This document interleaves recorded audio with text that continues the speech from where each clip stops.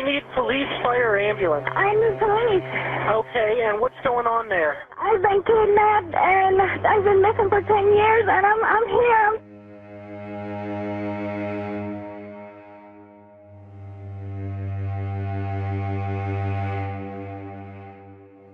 For more than a decade, there was a dark secret hidden away in this city.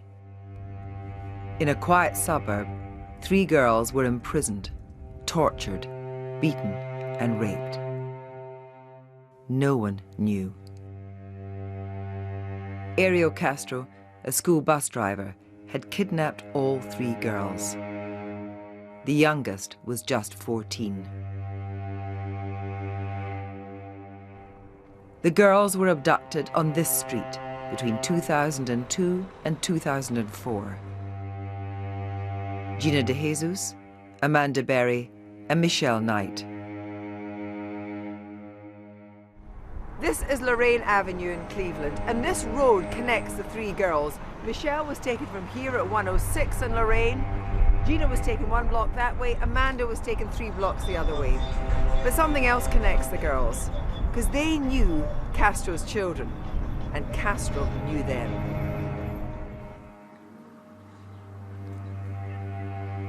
In 2013, a decade on, miraculously, they escaped. And now, Amanda and Gina have decided they're finally ready to tell their story.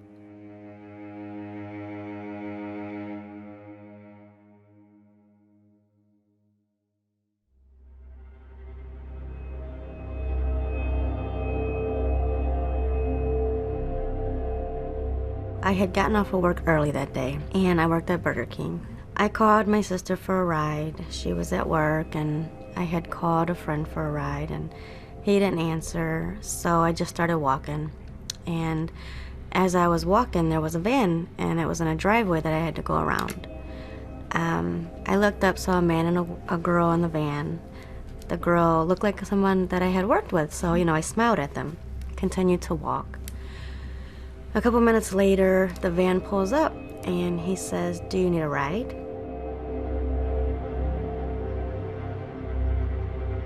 I was walking home from school with his daughter, Arlene Castro, and she used the payphone to call her mom to ask her if she could come to my house. And her mom said no, she went her other way, and I went the other way. He asked me if I seen his daughter, and I said yes, and he was like, "Can you help me find her?" And I was like, yes, and then he didn't turn around. We ended up going to his house. I had my Burger King outfit on, so he noticed that, and he was talking about how his son had used to work there, and that I knew a couple of his kids, so. So it was a kind of casual conversation. Yes. And then, of course, when you get to the house, you immediately know that he's not going to let you out. Yes. Amanda was just 16 when she was kidnapped. Once locked inside Castro's house, she discovered his first victim, 21-year-old Michelle Knight.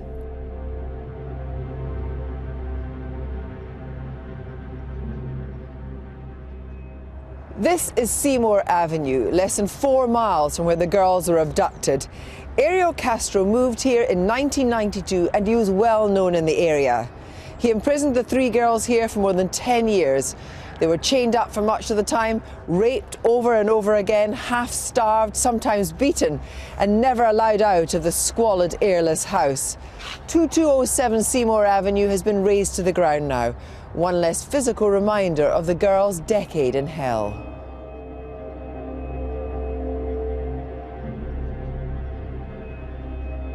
Amanda, you had demonstrated extraordinary foresight to keep a diary. How did that come about? What did you do? Well, within the first week, I was just sitting in a dark room watching this small black and white TV, and he asked me, "Is there anything that you needed from the store? Coloring books or something?" And I said yes, a coloring book would be nice, and a journal. You almost made a code, didn't you? I mean, the code, you were being raped repeatedly, sometimes up to 5 times a day, but what you did was you just put 3X, 4X, 5X. Now, why did you do that? I knew eventually if we were ever freed, you know, my mom would read this, and I wanted my family to kind of know what I went through and how horrible it was. And I also wanted everything to be accounted for. But was it also a way of writing about the rapes but not writing about the rapes? Exactly. Gina, he also raped you hundreds of times. You were just 14. What happened when you decided to take matters into your own hands and attack him? How did you have the courage to do that? I don't know, I think he just, like, kept shaking me and was annoying me, so I smacked him. I just got tired. And what happened when you smacked him? He got mad at me, and he smacked me back, and then he sent me upstairs. And he just kept yelling at me about it. Yeah. And how did he chain you, Gina, when you were my chain went through her wall to my wall, like through a wall. Because her room and my room were connected, so it went straight through a wall. And then it, like, divided from my ankle to Michelle's ankle. It must have been terrible to have the chains on all the time. But also, when he was abusing you physically, he had you sometimes in the same room. There was only like a couple of times that happened with me, and yeah, that was like horrible. Like I remember crying and telling him no. But again, it was part of the sadism. I think the more we cried and showed him our pain and our sorrow, like he like got energy from that. Like it helped him. So we kind of learned. Yeah, we kind of learned, right? To like just don't cry, don't show him your pain, don't show him you're mad, even though sometimes it was. You're hurting, so he won't laugh from the inside. Mm-hmm. One of the cruelest things, I think, early on that he did was he talked to you about the fact that he'd been on his motorcycle and he'd seen your mum handing out flyers about your disappearance. And he had gone up and taken a flyer from her and asked if there was any information about you, which was so cruel. But you asked for the flyer. And why did you want to keep the flyer? Tell me. Because my mom was handing out the flyer, and it was the only thing that was close to her. But you also wanted to decorate it. And did you think that you would be able to keep that flyer to the day that you saw her? Yes. And that was important to you?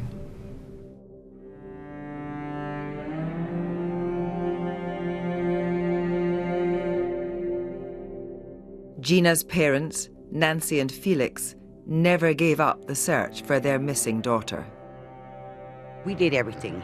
Any ideas that came up, if anybody approached us, we took advantage because we knew we had to keep her alive. We knew we had to keep her out there so people would not forget, you know, and to let everybody know that she was still missing. You got a chance to see your families on television. That must have been both heartbreaking, but was also, it lifted your spirits, Amanda. It did. You know, that was the only way we knew how they looked, what had changed within a year, to know that they were still fighting for you. I feel like a piece of my heart was missing because it was just me, my mom, my sister, my 2 children, and my husband. We did everything together. When she came up missing, I lost a piece of me, you know. We were so close. She's my best friend, and it was hard. But you kept going, didn't you? I kept going because, like I said, I've never given up hope on my sister. If I didn't know anything about her, there was nothing bad in my heart, you know. So all I can do was keep hope and keep going. And for you, Gina, too, you have this big, fun family, and then you were able to see them on television, see your mum. Yes. But something else came on the television as well. That you didn't watch it, but you watched the royal wedding. I did. Tell me. Oh, so it was like the biggest thing on all the news channels, you know, and I loved watching the news to know what was going on in the world. And they're like, well, you know, you have to wake up at like 6 a.m. and it was going to be on this channel. So I actually set my clock and got up at 6 a.m.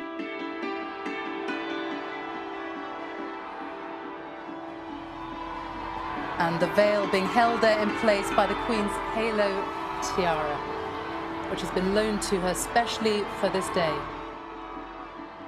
To me, that was just something that would, I don't know, it's happiness. They're getting married, and to see what her dress looked like and see all the people there, and it was just beautiful. I still one day want to get married and have a family, you know, that normalcy. And what did you think of her dress? I think it could have been a little fancier. She is a princess. Yeah.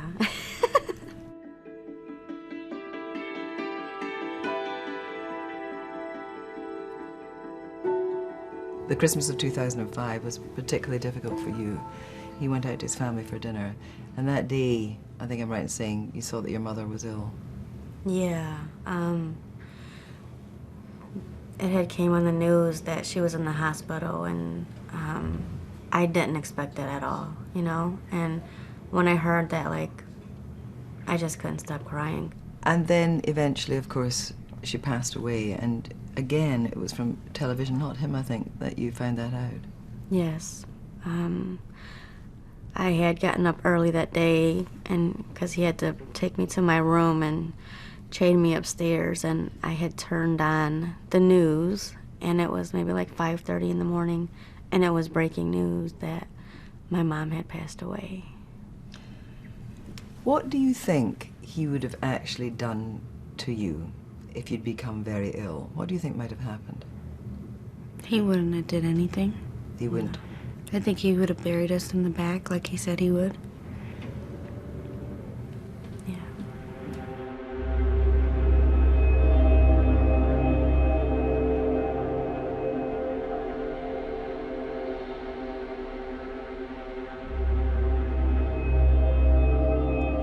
It's a beautiful spring day in the neighborhood where all these three young women were raised in Cleveland, Ohio.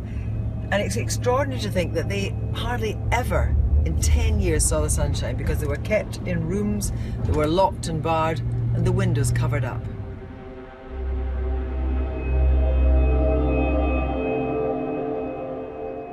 One of the things just I found extraordinary was going to Seymour Avenue. I expected it to be this huge place that the cars would whiz by, but it was a small place, and what I couldn't understand was why none of the neighbours had even noticed him bringing food into the house, or even his family coming to the house. What happened to you when family came to the house?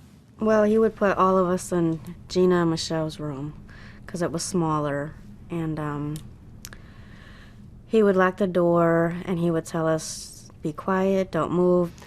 And of course, I mean, the thing was that the temptation would be to scream, but of course you'd no idea what would happen. Yeah.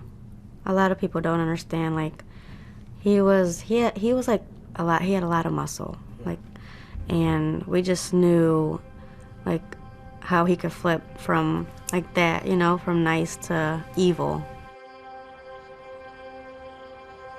Halfway into the girls' ordeal, something would happen which would change the experience of everyone inside. Amanda became pregnant. I had realized that I hadn't got my period, and that was like the first sign. And then I had started like getting sick, like I couldn't eat anything, and I would just throw it up.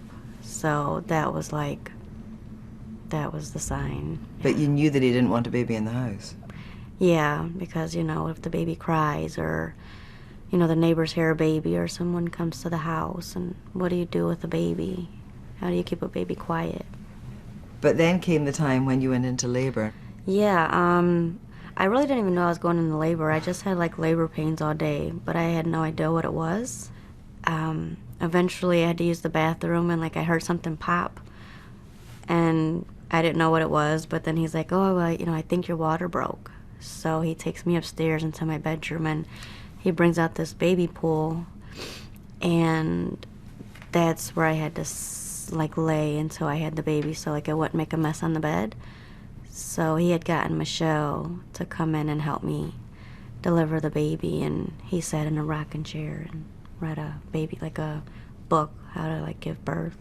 I mean, the pain was horrible, and I didn't know what to do or how I was gonna, if everything was gonna be okay. Mm-hmm. And there was no pain relief. I mean, you didn't have anything. No, I had nothing. Yeah, just like ice.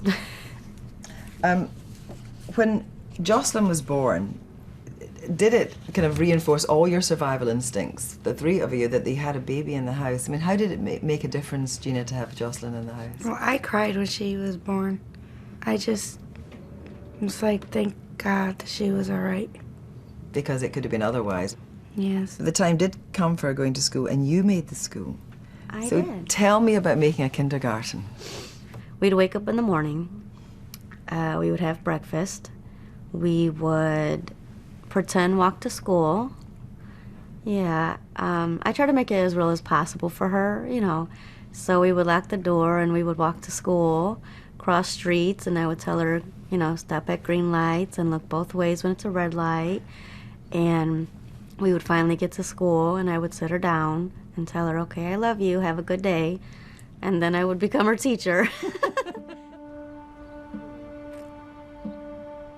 When Jocelyn was 3, Amanda told Castro she needed fresh air.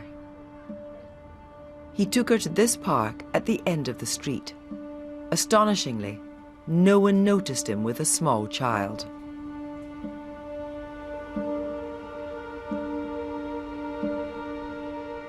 He always put on a show, like, outside of the house. That's why nobody ever thought anything, you know? He was, like, just this cool guy on a motorcycle or this guy that drives the bus. Like, they never would think of him as this monster.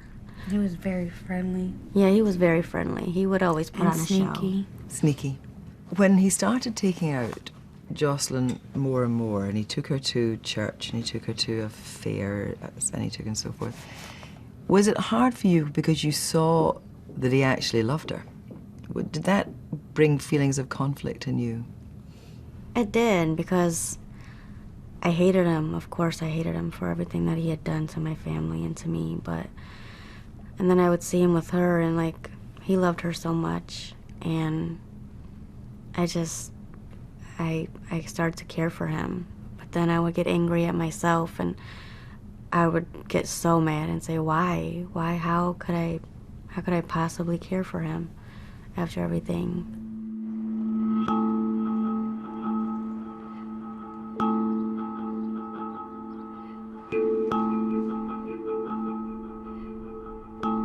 Then, of course, finally the day came. How did you get out?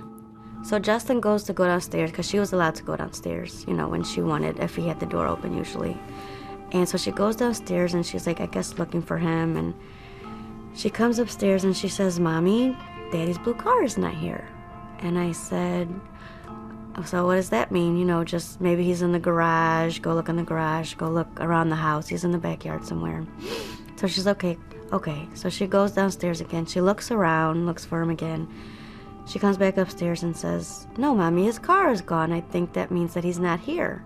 Because I had the TV so loud, but I heard her coming up and down the stairs. I heard Jocelyn whispering. Yeah. And I just sat there, listened to everything, and just kept watching TV. I don't see anything. So I finally tell Jocelyn, I'm like, okay, Mommy's gonna go downstairs for a minute, and when Mommy yells for you, like, just run down the stairs as fast as you can. And she started to get a little nervous, and she's asking me why. I'm like, just do it, just sit here, just wait. So I get my tennis shoes on, and I go down the stairs, like, you know, real quietly and slowly, and I still don't see anything, I don't hear anything.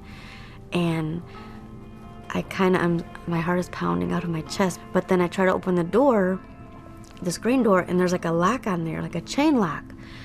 So I'm like, oh my gosh, like, and I noticed, like, as I looked at it, like, you had to have a key to unlock it and open the door. So I'm, like, pushing it. I'm thinking, like, oh, it's gonna break easy, it's just a screen door.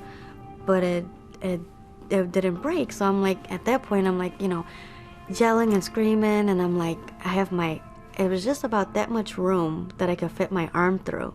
So I have my arm, like, waving, going crazy, like, somebody please help me. I see this girl going nuts, trying to get out of her house. So we kick the bottom, and she comes out with the little girl, and she says, call 911. You need police, fire, ambulance. I need police. Okay, and what's going on there? I've been kidnapped and I've been missing for 10 years, and I'm here. I'm free now. Okay. I just sat there, and then I didn't hear her screaming. I just heard when the cops, like, start to break in the house and stuff. I'm not thinking that the cops are there. I'm thinking, oh no, he found her, and she's gonna be in big trouble. We found them. We found them. Here, we got a female conscious breathing. She's got a young child with her. Make it 2. We also have a Michelle Knight in the house. They put me in the back of the car when they went into the house and got Gina and Michelle, and then they walked us all to the ambulance. Mm-hmm. So that was like the first time that we were together and we were like talking freely. And me and her were sitting next to each other, and she looks at me and she says, wow, like, you know, we're really freed.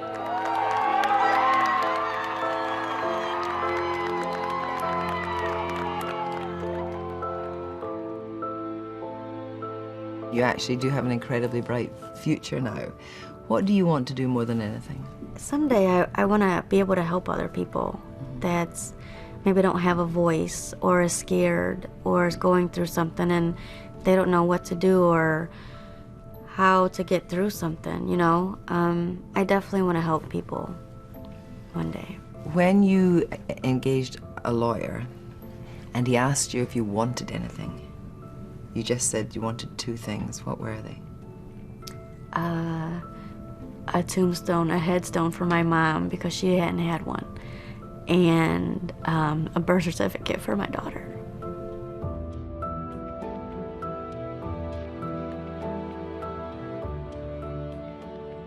And what about you, Gina? What's your dream? I want to help people like me and change a lot of people. Gina, having not quite believed that you were going to get out, what was it like when you got out? I still couldn't believe that I was out, and I don't think it hit me until I got to the hospital. And you were out and in the normal world? Yes, and I was happy.